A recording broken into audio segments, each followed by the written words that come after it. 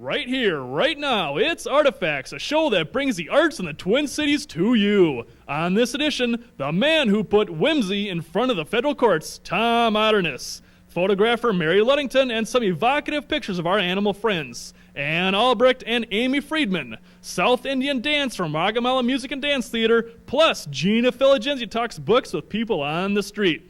All this and more on Artifacts, October 1999. Here's your host, a guy who stands up to Hollywood hype, Phill Lindsay.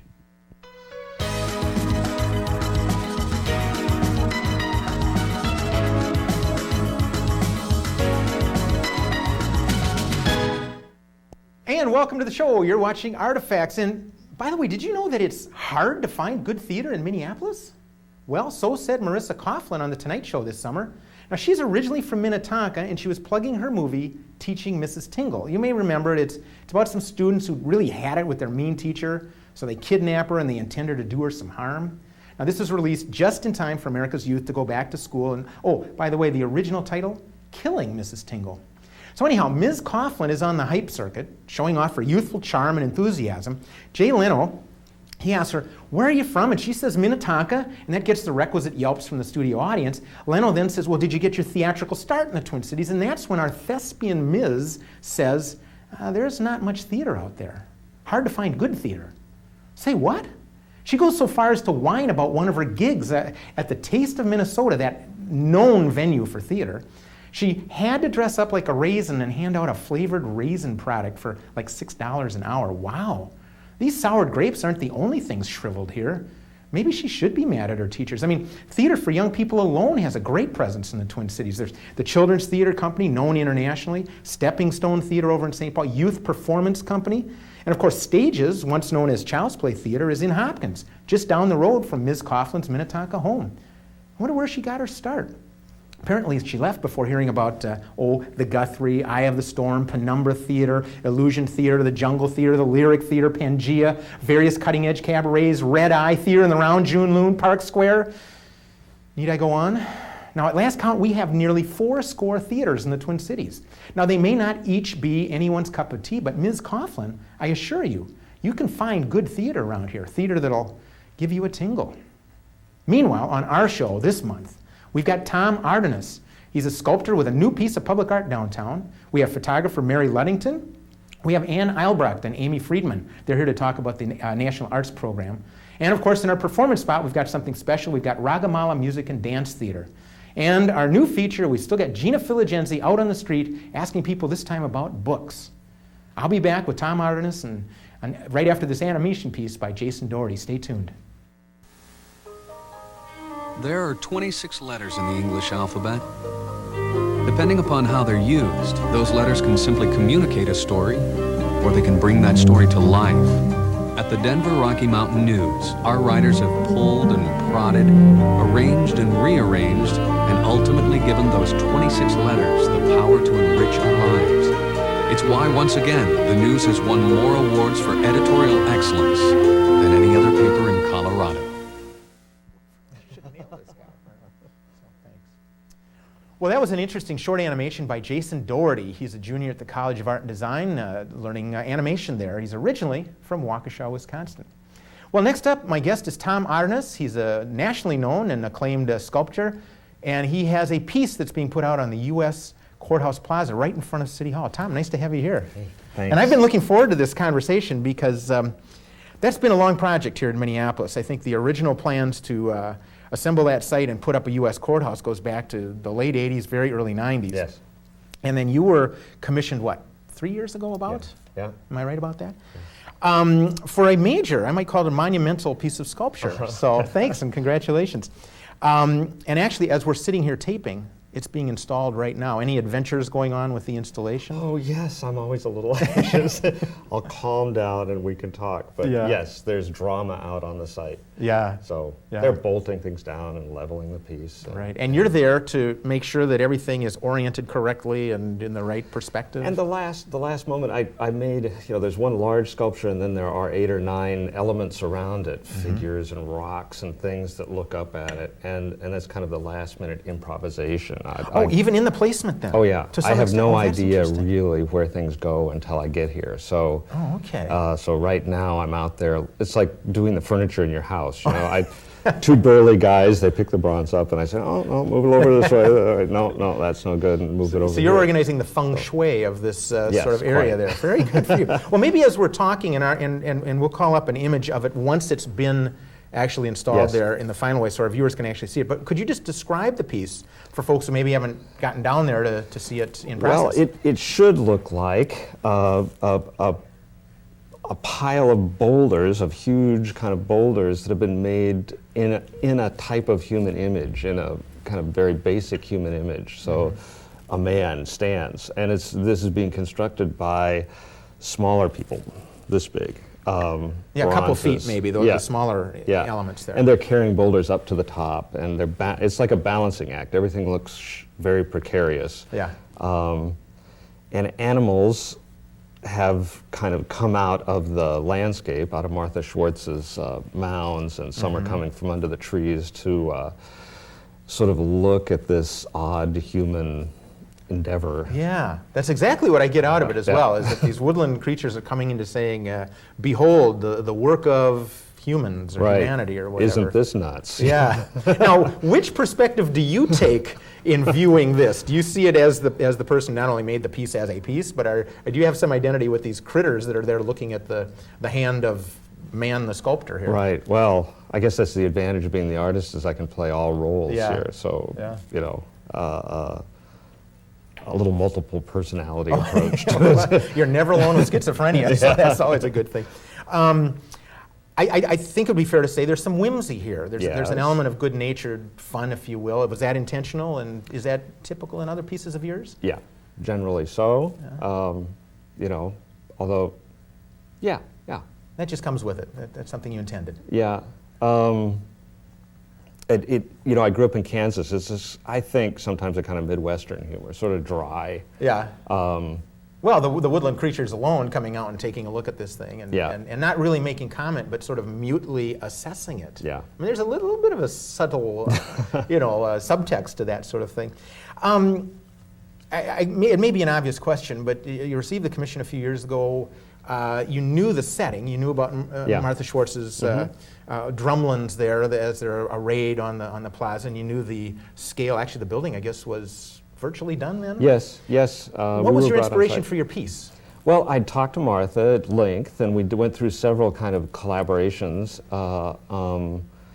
and I like that idea she had of sort of penetrating the kind of cold plaza with this nature that would sort of float through, and she made it very specific. It seemed to me specific here to Minneapolis, and I don't know, I started thinking about nature and these kind of primal elements, and animals coming out of those mounds, and boulders as one of those, like earth and water and animals and boulders. So in her piece, obviously, there's some geology involved here. I mean, she's hearkening to the geological structure of the upper Midwest. I didn't get that far. I do my homework, that's all. But then what you're saying is there's kind of a next iteration of that, which is the human construction there and the creatures seeing what has happened there. Yeah. Does this resonate at all with other pieces of yours? I often do kind of scattered narratives or mini a complex sculpture that spreads out across a plaza. That's typical. I think for me, I look at it and I think, oh, this is a new direction. This is really something different area for me to go into, this boulder figure out there. I like how we're able to, because I've seen it in the process of the installation, and depending on the route one takes to come over to it, you kind of see it up over one of the mounds, or there are ways you can come directly to it or more directly to it. So it's kind of fun to approach the piece, just like a slightly taller woodland creature might. Right. It's kind of fun. Do you have any other pieces nearby the Twin Cities, or in the Twin Cities anywhere? No, I don't believe so. Yeah. Private collections perhaps, but not public work. Right. Where else are you exhibited and displayed? And public commissions range. I've got 2 or 3 in New York City, Children's Park and Battery Park, and Roosevelt Island, and the Portland, Oregon Federal Courthouse. I've got a piece there. Los Angeles, Sacramento. Okay, I think one of the fun things for folks that are particularly interested in public art is that they can keep in their minds where someone might exhibit, or when they get to another community, they can kind of go out and look at the palette of what that community has. So it's kind of nice to know where some of your other pieces are. Yeah, and gallery-wise, Marlborough Gallery handles me worldwide. So, you know, I have exhibitions inside the art world of, you know, art exhibitions, and then I do the public work as well. Is this the one medium you work in, or do you do other types of art as well? Well, I draw, and I trained as a painter, so, but I don't do that anymore. What changed? What happened? what took you away from the gesso and into the I first started making very small sculpture that I sold for $4.99 out on the streets in New York, and that was my kind of switch from I went from painting to video making to making these, and I considered it my first large-scale public sculpture. I sold them, maybe I sold 500 or 1,000. Of these smaller? Of these small, they're this big. So it's kind of street sculpture. I mean, you make them, then you're out on the corner, right and next I to the made Monte my own players. molds and cast them in my house. Wow. And I averaged my time out, and I figured I was making more than I was sheetrocking, and I was in business. That's an impressive story. That's pretty darn good. Yeah. That's good.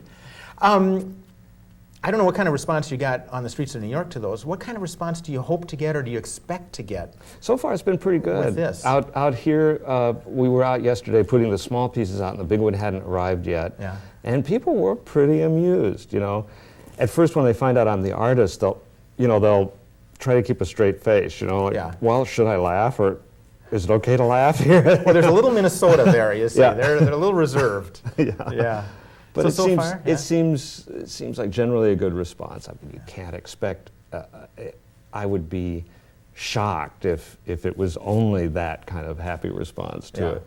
You know, it's just not the nature of public art. That's right. Have you ever started a project, obviously with all the best intentions, and you got partway down with the project, and you say, this isn't working? Does that ever happen? Oh, no. Never. It's always 100% home run right out there. Sammy Sosa and Tom Artenis. You never miss, never get in trouble. But it has happened. No, of course it does. Yeah. And you're never sure. You always panic in the middle, and then it's a matter of judging. Well, is this really a mistake, or do I just think it's a mistake? You know, I mean, so you can't then just walk away from it. So you ride the project through, and hopefully, you steer it to a successful conclusion. There you go. Find the inspiration that's there. Sure. Let's talk for a moment about public art per se. You are in part a public artist. You get art out in public spaces. What's your sense of, here as we turn the millennium clock, what's your sense of public art in the United States? Any trends that you've seen? Any sort of good news, bad news that you sense in the sphere of public art? Well, I mean, if you track it 5 or 6 years back, clearly you can see a more and more conservative element out there in a chilling effect in public art, kind of marking, I think, from the removal of Sarah's Tilted Arc in New York, and then stage by stage, Jesse Helms and other people from the religious right, kind of trying to contain public art and attacks on the NEA. Step by step, those have been tough. So you're talking kind of about a zeitgeist there, as people are sort of responding in general to it. Are municipalities? I would say at the moment it seems to be easy that what I consider. Other opinions would say, well, that was a good period. Right. I consider it a downward spiral. Right. I see that changing maybe in the last 2 years, that there's a kind of opening up again. Yeah. It's different to work in Europe. In Europe, it's very strange. Here, in Europe, there's a much more challenging work. You can do a much more challenging kind of artwork in Europe, which seems strange that we're the open democracy. Yeah.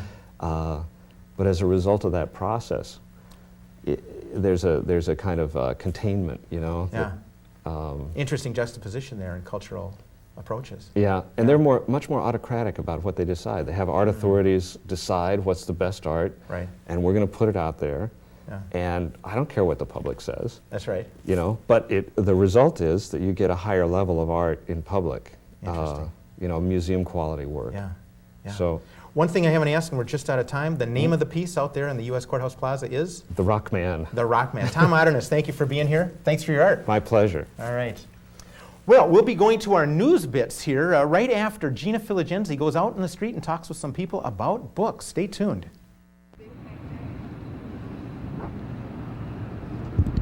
Thanks, Phil. I'm sitting right outside of the Minneapolis Public Library reading my very favorite book, Succulent Wild Woman, How to Find the Right Man. Let's see what other people have to say about books. Let's go to work. What is your favorite book? The Catcher in the Rye. And what book are you reading right now? I'm not reading a book right now. The next book I'm going to read is probably Gerald's Game. What is your favorite book? Toni Morrison.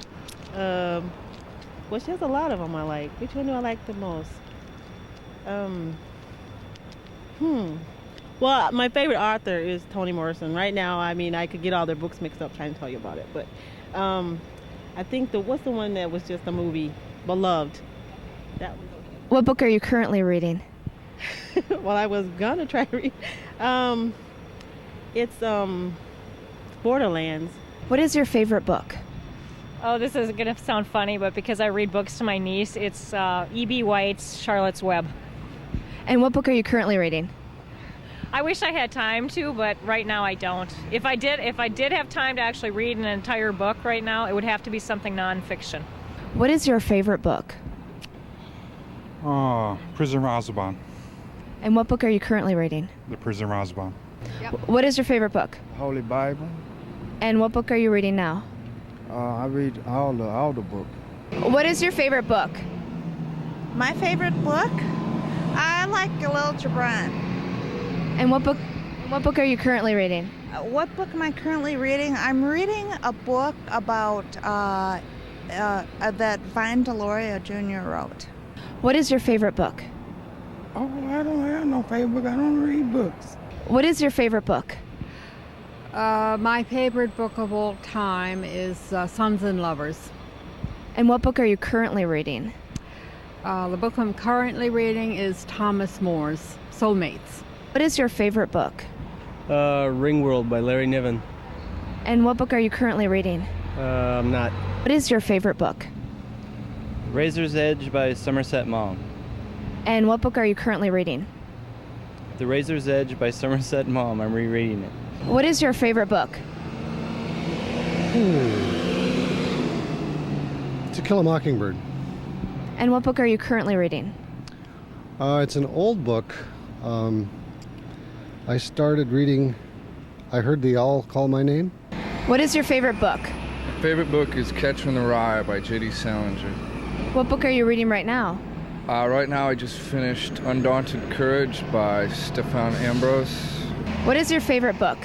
Oh, I have more. I have so many favorites I couldn't possibly tell you. What book are you reading now? A book by Stephen Ambrose on General Eisenhower. I am reading a book by John Sanford. And those are the two. I'm going to the library right now. What is your favorite book? War and Peace. And what book? Story. And what book are you reading now? Les Miserables by Victor Hugo. Well, I met some very interesting people who are reading some great books, but I still haven't found that right man. I guess I better keep reading. That's Food for Thought. I'm Gina Filigenzi. See you next time.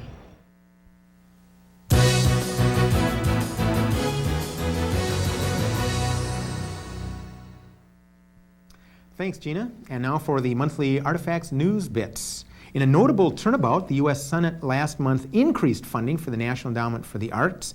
The NEA and the National Endowment for the Humanities each received an extra $4 million. The Senate passed the measure by unanimous consent as part of the fiscal year 2000 Interior Appropriations Bill.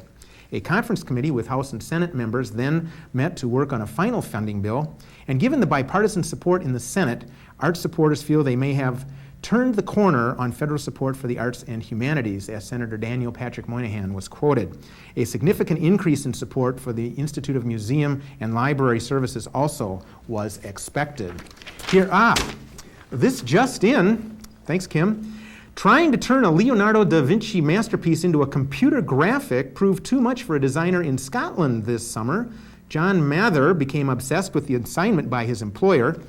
Failing precisely to reproduce Da Vinci's Vitruvian Man after weeks of effort, the young man voluntarily entered the Royal Edinburgh Psychiatric Hospital for treatment. 3 weeks into his stay at the end of July, he left the facility with about 20 pounds in cash, no coat, and hasn't been seen since.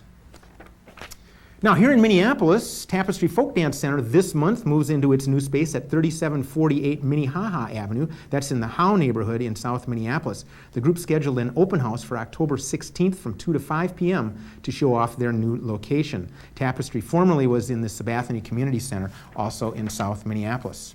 And Jeffrey Duvall is the new artistic director of Young Dance. Young Dance is a modern dance company of young people, ages 8 to 18, and that organization was founded in 1988. Duvall has a BFA in dance from the University of Minnesota. He has danced with numerous companies in the Twin Cities and taught modern dance at Xenon Dance Company and other community venues.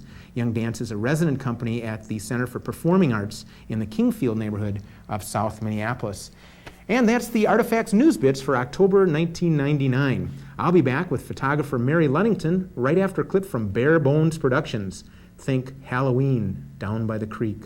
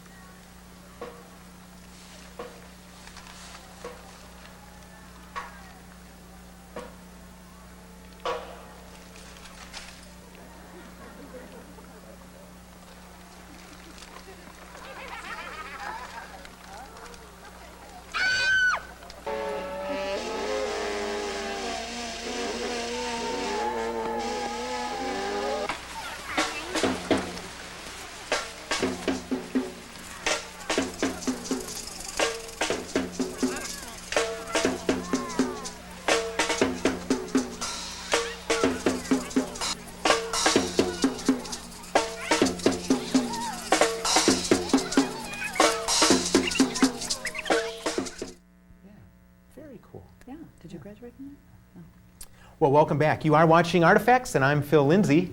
What you just saw was a clip of some Halloween activities by Barebones Productions. They've got a music and puppet festival at Minnehaha Park, obviously around Halloween, October 30 and 31st of this month from 5 to 10 p.m. And what they tell me is they'll have over 100 artists, puppeteers, musicians, and technicians all involved in that.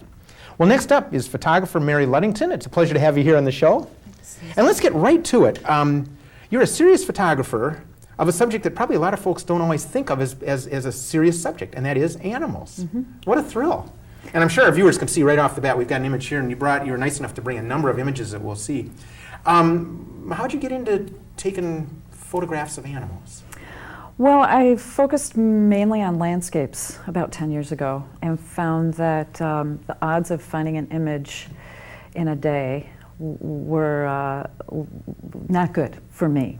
Some photographers I find have much better radar for landscapes. And you're talking just the physical terrain out there in the I would just world. drive and look and see what connected, and found that by switching to animals, and happened to have a horse at the time, and you still yourself do. have a horse, So and this this wasn't a horse you saw out in the terrain. Yeah. Okay. Had a horse out in Prior Lake, and there was 200 acres, and started focusing on those, and found that with that little added control, I could go out for a day of shooting, still not control what was going to happen, but know that my subject matter would be there. Right. Right. And in large quantity, basically. I mean, there are a lot of critters out there. Right. So that's good. Right. Yeah. So about 7 years ago, I did a big series at the zoo, at the Minnesota Zoo, which is a great environment because it is a great zoo. And the challenge there was to eliminate any signs of confinement for the animal. Interesting. Oh, that must have been a challenge in itself. It was. Yeah. And it was great practice for that. And then started focusing more on the horses, and then at the same time my living situation changed so I could have a dog again. Oh, okay. So started doing more work with dogs, and then that's really evolved, and ended up getting a dachshund that I started to show a couple of years ago. I think you've got a couple images of that dog. Yep. Well, let's save those smaller portraits, if you will, for a moment, and let's get right to some of these pieces here. This is an arresting piece here. Speaking of horses, what can you tell us about this image? It was a day out at my barn in Prior Lake, and just shooting lots and lots of stuff. The interesting thing about this image is that the photographer who was processing my film at the time, Misha Daniel, who does a lot of stuff at the Guthrie, his 6-year-old son saw the contact sheets out on his dining room table and said, "That's a great photograph." Wow. And the eyes of children. It's, yeah. So, and I would agree, that's a striking image. I'm very impressed by it. So this is titled Stephen's Horse because that's the little boy's name. That was the 6-year-old you're talking about. That's great.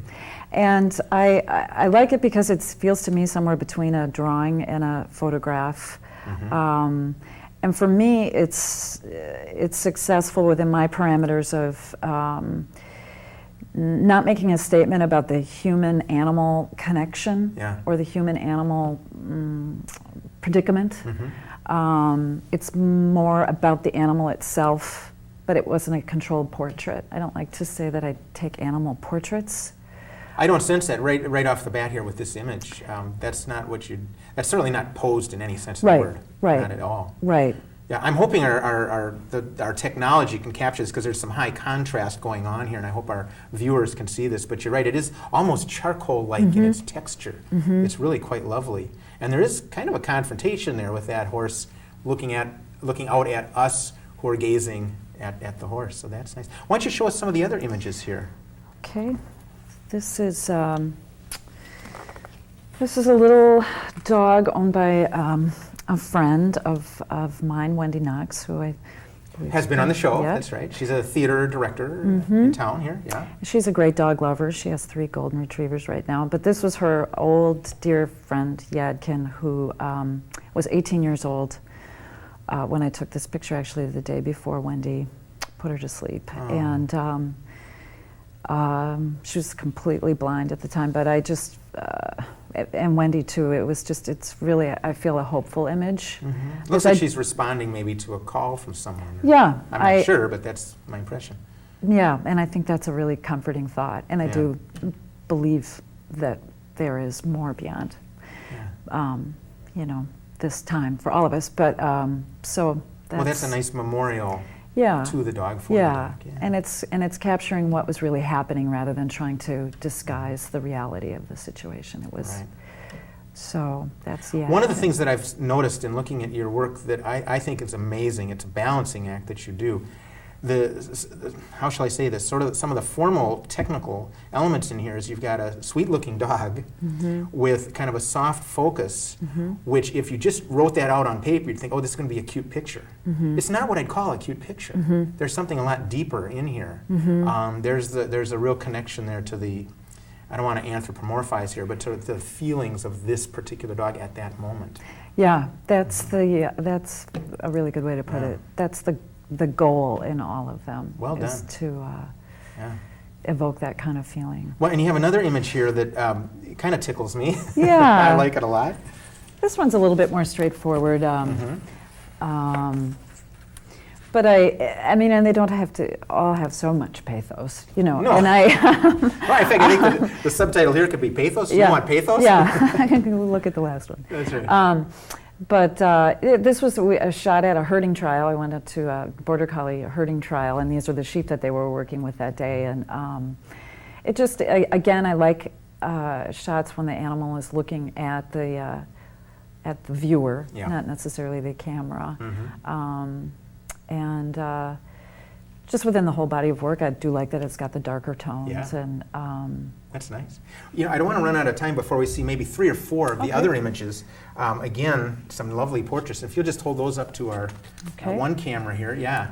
Briefly describe who we're looking at or what we're looking at. This is my dachshund Olive, and she's the second dachshund that I've gotten in the last 2 years. And this is a sort of a small test series for the series that I'm working on for the upcoming St. Paul Art Crawl. That's right, you're going to be exhibited. Right, at the Northern Warehouse. It's October 8th and 9th, Friday evening and Saturday afternoon. Okay, so that's early the month this show will be running, so maybe people can get out there and see your work amongst others.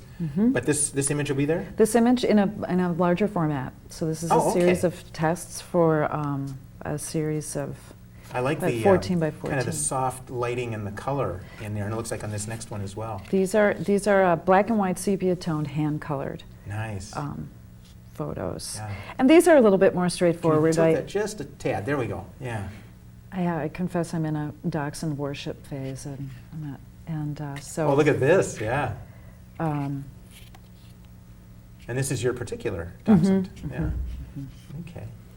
But just. Now what's going on here again? Hold that. She's just going through the deep grass.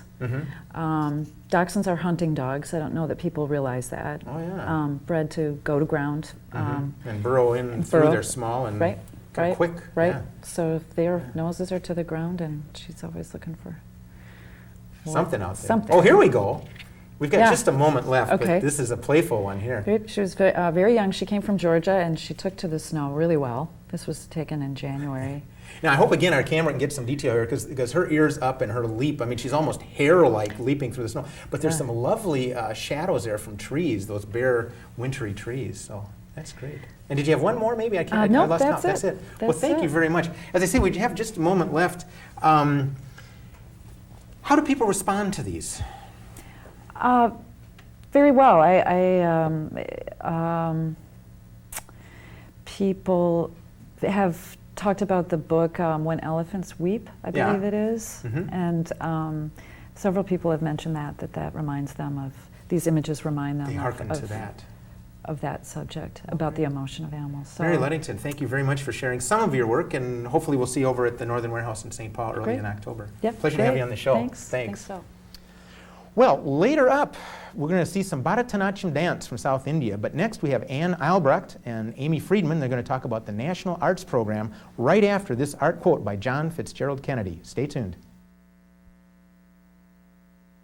And so, my fellow Americans, ask not what your country can do for you, ask what you can do for your country.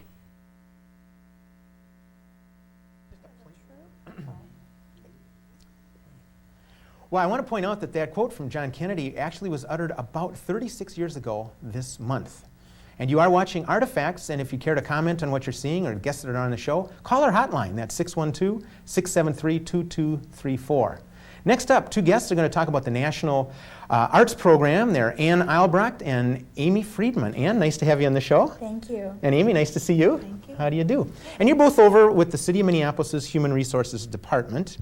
And there's a reason you're on the show here, because you're working on, and I should disclose the fact I'm on a committee with you, something called the National Arts Program. Can you describe what that program is? It's a program to have an employee art exhibit. And we'll be exhibiting employees' art in April of year 2000. Okay, so that's coming up, and anyone who's worked on an art exhibit knows that it's not that many months away. And what's in it for the city of Minneapolis? Why would Human Resources, your good offices, care to participate in this sort of thing? We're hoping that employees will take this opportunity to display their creative works. Yeah, okay. Amy, your role? I'm going to be the coordinator for the art exhibit. I'll be administering the exhibit, finding volunteers, getting all the entries together, and working with the committee that you sit on and the building commission where to display the art that we get. Right, and when you say the building commission, to most civilians out there, what the good news back in September was? We recently in September last month got permission to use the City Hall building to display the art exhibit. So the exhibit will be in the foyer of City Hall and then in the hallways on the second and third floor. Right. And we're really excited about that. We think it's going to be an ideal space to display all of the art that we get. Well, I agree with you, because I think what is it, second, well actually depending on the first, second, third. Yeah, the first, second, and third floors there, they actually form kind of galleries there. It's going to be kind of a lovely area. It's going to be great. To display. Nothing like this happens without other partners. Now there's, on the national level, this National Arts Program has been going on. Can you give me a little background on who got this going and how they got hold of us? They actually approached us. They've approached other major cities and governmental bodies in many states, including Texas and California and Illinois, and asked us if we would sponsor an employee art exhibit, because they want to promote art and creativity for all people in all communities.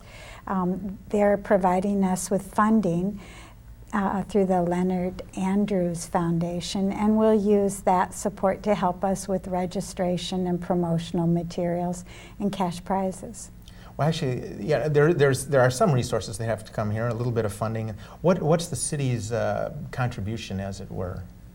We contribute the space for the exhibit, and we will be contributing the coordinator and the volunteers, as well as providing a ceremony and hopefully a reception for all of the winners and the art that's displayed at the end of the exhibit. Maybe it's a little obvious, but how many folks do you expect to participate? How many employees are there to begin with? What's the pool of Minneapolis employees? There's about 4,000 employees that work for the city in various capacities. Yeah. We're not really sure. We think probably 300, 400 people will submit their art for the exhibit. Wow. We should also make it, I don't know if we've said this, but the exhibit is open to city employees and their immediate family members. So that will expand the pool a little bit, but we do anticipate a few hundred people. And when you say family members, I mean, this can include kids. Yeah, there are 5 categories of the exhibit. There is a youth under 12, there's a youth 12 to 18, and then there's 3 adult categories, amateur, intermediate, and professional categories. Well, that's maybe an important point, and that is that if somebody happens to be a very serious artist of some sort, an amateur, and I would count myself in that category, isn't directly competing with someone who's maybe had years of training. No. Yeah, it'll be they'll be judged within their categories. Okay. Now, I don't think you mentioned who's going to be doing the judging. Who will be sitting around and saying, "Yep, that's good," and Amy is hoping to recruit local artists who can serve as jurors and actually examine all the artwork and then make decisions about who should win in each category. Right. And when they win, what do they win exactly besides prominent display? There will be cash prizes for the winners and certificates and ribbons. Well, there's a real incentive there then. Certainly. I mean, ribbons are good, but some cash, I mean, a buck's a buck. That's pretty good. Has anything like this, and I'm not guessing necessarily an art display, but has the city of Minneapolis done anything else like this in a participatory way? I mean, not counting blood drives, I guess. Not that I'm aware I don't of. think anything to this caliber. Yeah. This is really an endeavor for the city, and it's a real opportunity for the city employees to participate in something, and especially something that pulls in another part of their life, and to show everyone, their coworkers and the public, things that they do when they're not here at work. Yeah. Now the timeline, you gave a rough timeline. When do actual, what would you say, kind of announcements of the competition go out? Here it is, we're sitting here in, the show runs in October. When do people hear about this in an official way, and when does the judging happen and that sort of thing? We're about 6 months out right now, so very shortly we'll be sending out written information about the exhibit and registration materials, because we're assuming people might want to actually prepare a new work for the exhibit, so they'll want some time to do that. And then we will display the work for about 2 weeks, from April 3rd to April 14th in City Hall, and the judging will occur sometime during the exhibition. Just early enough so that you can get it installed and that. If someone wanted to get involved with this, they're watching, they're a city employee or a family member, is there a number that they can call? Is that your number? Yeah, they can call me at 673-2592. Okay, and that's over in the Human Resources Department. A project like this, people from the city are involved in it, their family, obviously they're going to come down and see the show. It's open to the public? Absolutely. City Hall is open during regular business hours, and it will be easy to find. It'll be begin in the foyer where the Father of Waters statue is located. Which I might interrupt for a second. That's a piece worth seeing in itself. If people haven't wandered into that main 4th Street entrance, the ceremonial entrance to City Hall, come see the big guy with the alligators and the... Rub his toe. Rub his toe for good luck. Now, have both of you done that, or do you just tell people to do that? Yeah? Anytime you're up in front of the city council, probably, you're rubbing that toe. Sometimes you need a luck you can get. You're doing this toe, that toe, and the next toe, is that right? It's a well-polished toe. But anyhow, so there it is. It starts there. They can't really miss it once they get into City Hall, and probably anybody wandering through the halls could say, well, yeah, head over there. And we plan to put information on the exhibit right there in the foyer so that they can pick it up and at least get acclimated to the exhibit and figure out where they'd like to go and view. That sounds good. Now, every time I've wandered into your office, there's some nice art in there. Thank you. I don't even know where your office is. I think we're always in a committee room. Right, yeah. Yeah, I know you're in the same suite over there. Are either of you, will we see any work by Anne Albrecht herself? No. No? Anybody in the family? Perhaps. Maybe a twist an arm or something? Yeah. One of the byproducts we're kind of hoping is that some of the employees will decide to sell their art. And so we may have the opportunity to purchase employee art, and maybe other employees will buy it and then display their fellow employees' art in their own office or workstation space. Well, that could be the beginning of a real program there. Be great. Now, when you mention the sales, you mean in conjunction with or sort of parallel to the exhibit? I mean, so people can not only display and maybe win an award, but they can put a little tag there. Maybe there'll be a catalog of some sort that says, well, maybe, a couple extra bucks, you should get something in there. Amy, you gonna? Well, my 3-year-old is really excited to see his art displayed at Mommy's Work, so he's currently working on some pieces, and we'll. Well, he is. What about Mom? No, just I'm working with him. Could be a family little ensemble of Mom and. I don't think so. Yeah. He'll be the representative from the Friedman household. I think he's probably the most creative out of all of us. Well, that sounds good. Yeah. Is there a time limit? I mean, can somebody take something that they did 15 years ago? I mean, anything somebody's created, they can bring that into the... Absolutely. Okay. It doesn't have to be a new work. Yeah. And you did say it's a visual art oriented. Can that include sculptural pieces? So it doesn't have to be flat. No, and we anticipate we'll see a good deal of pottery, of sculpture, of painting, sketches, jewelry, crafts. They're all welcome and will be judged in the exhibit. So maybe my 8th grade ceramic cat, maybe? That could be judged. Bring that in there? I don't know if you would want that judged, but it would be it is an opportunity for that. I think she's going to be on the panel. I'm in big trouble. No. That's pretty good. I also, we've recently received from the National Arts Program National Office some photographs of some of the exhibits that have happened elsewhere, and there were some magnificent pieces, and we're really looking forward to seeing the kinds of things that will be at least as magnificent and submitted here at the City of Minneapolis. Well, and that lends itself to what you were saying too, Ann, is this notion about maybe a few purchases here and there, and we can have a City Hall display of some of the work by the people here. That's really exciting. Well, Ann, thank you very much. Best of luck. Thank you so much. Amy, thanks for sharing Thank you. about the show. Well, next up, we're going to have a performance by the Ragamala Music and Dance Theater. It's one of my favorite kinds of dance. It's Bharatanatyam from South India. Stay tuned.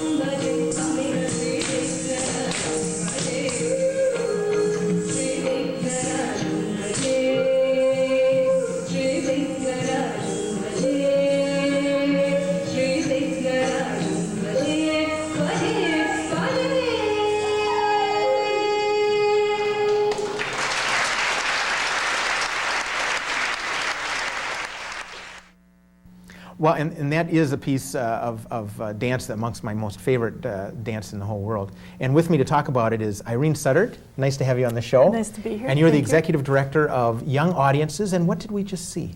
You saw a portion of Ragamala Music and Dance Theater's program Tree Tales. Right, and they are one of the roster artists for Young Audiences. What does Young Audiences do? Young Audiences, whose mission is to make the arts an essential part of every child's education and development. We bring programming like you just saw into schools all over the state, including Minneapolis. Many forms of arts in education, music, dance, theater, storytelling, artist in the classroom. Wonderful roster of programs. Sounds good, and thanks. And I know that's Ronnie Ramaswamy's organization, the Performers All Around. Yes. Irene, thank you very much. You're welcome. Pleasure. And we'll be back right after this. Stay tuned.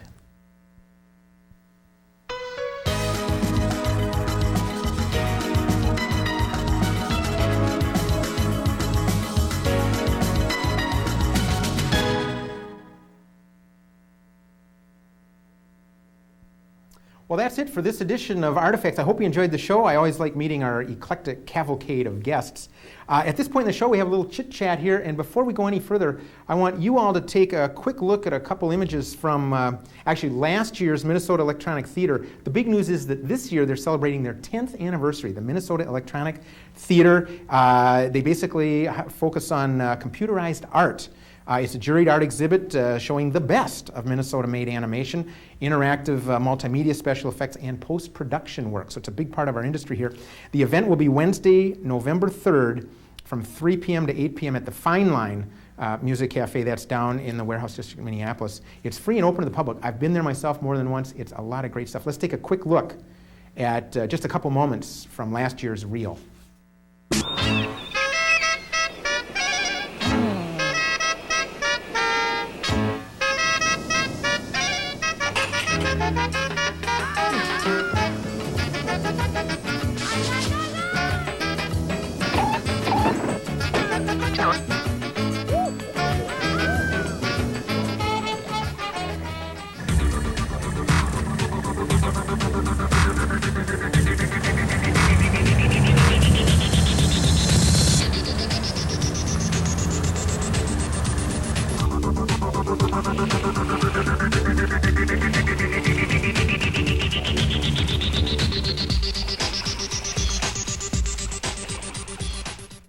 And another nice thing that's happening here in the Twin Cities, there's a new magazine. It's called Twin Cities Performing Arts Spectator. And I'm always an advocate for getting more publications out to talk about what's going on in the arts here in the Twin Cities area. It focuses on ideas, opinions, people, events, and resources. It's published by the Center for Performing Arts. That organization's down in South Minneapolis. So welcome to the mix. Nice to have the Spectator on board. And kind of a sad note, some years ago, avid viewers of Artifacts remember we had Susan Hill Gross. She was the executive director of the Women's History Center, which was headquartered, I think, over at Hamline University. They had an art exhibit that they're putting on women's social conditions, or actually girls' social conditions around the world. That was over at Dayton's. The sad news is that as of this month, that center is closing. So a fond adieu. Thanks for all the good work there. And on another note, I think very highly of the Interact Center for Visual and Performing Arts. In fact, a couple months ago on this show, we had an ensemble of theirs in performing, and it was great. But they're announcing a kind of a reprise of a good show of theirs that was a big hit for them early on. It's called Bubba. Bubba Nielsen, Endangered Species. And the press release here describes that as Bubba, the last of a dying breed of white, middle-aged, balding American males. And Bubba is lost in a world of multiculturalism and feminism. Okay, I mean, so far, okay, tough subject. But then it ends up here saying, don't miss the white man's last hilarious gasp before permanent extinction. Gosh, just when I thought I'd paid my dues, permanent extinction. To me, that'd be a real disability, so go see Bubba. Well, stay tuned, and next month, you'll have more from what's going on in the art scene here in Minneapolis. Don't forget, we do have a hotline. You can call 612-673-2234. Get your pencils and papers out, because at the end of the show, we have a calendar of events. And if you wanted to find out more about Young Audiences, there is a phone number we're going to bring up on the screen to find out how to get a hold of any of those roster artists. Hope you enjoyed the show. We'll see you next time on Artifacts. I'm Phill Lindsay. Till then.